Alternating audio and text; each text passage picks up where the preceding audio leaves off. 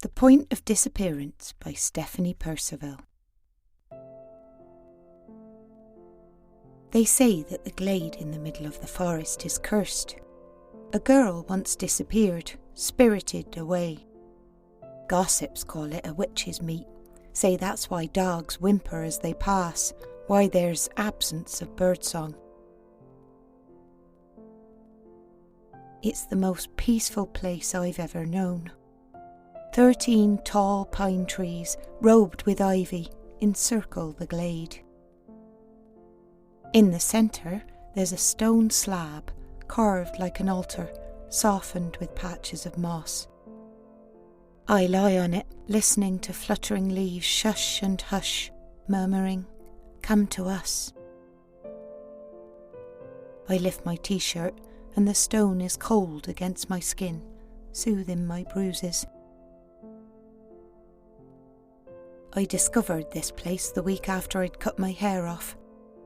I took scissors to it, fed up with Mum dragging me by my ponytail across the cider-soaked carpet, pile burning my cheek.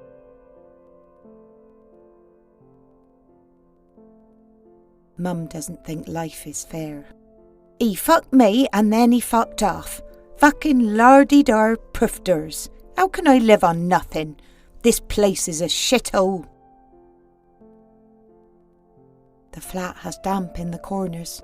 Mould creeps across the ceiling like grubby fingerprints, trailing a smell of decay. I know Mum doesn't really hate me, just that I'm at hand to take her rage out on. After I'd cut my hair, they called me tramp at school. Elbows stuck out when I passed, my bag got torn, spittle webbed the tufts on my head.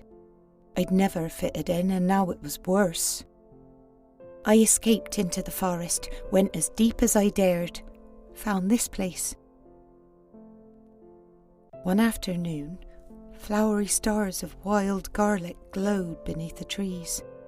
I picked a bunch, thinking their astringent scent would cover the stench of fags and mould in the flat, but Mum grabbed the flowers as I put them in a jam jar. "What are these, for fuck's sake?" "I picked them in the forest."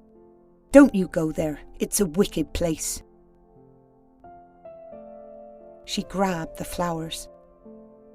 I watched her heel grind them into the carpet. She threw the water in my face.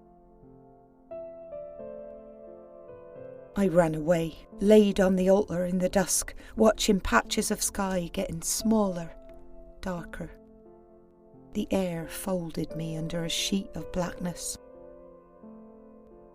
"Come with me," a husky voice whispered, as if a tree had spoken. A gnarled hand grabbed mine.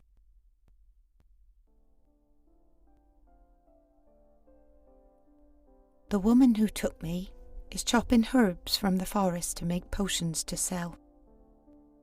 She murmurs their names: sorrel, yarrow, mugwort.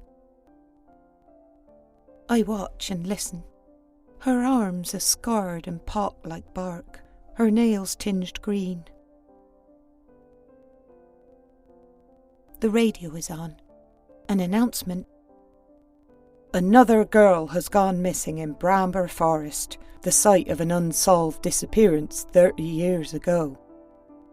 I hear Mum's voice whining. "If anybody knows where Sylvie is, please help. If you hear this, Sylvie, come home. I miss you."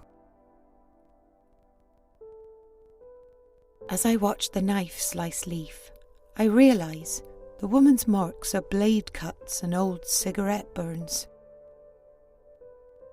"You're her, aren't you?" She need not answer. I see a figure like me, reflected in her eyes.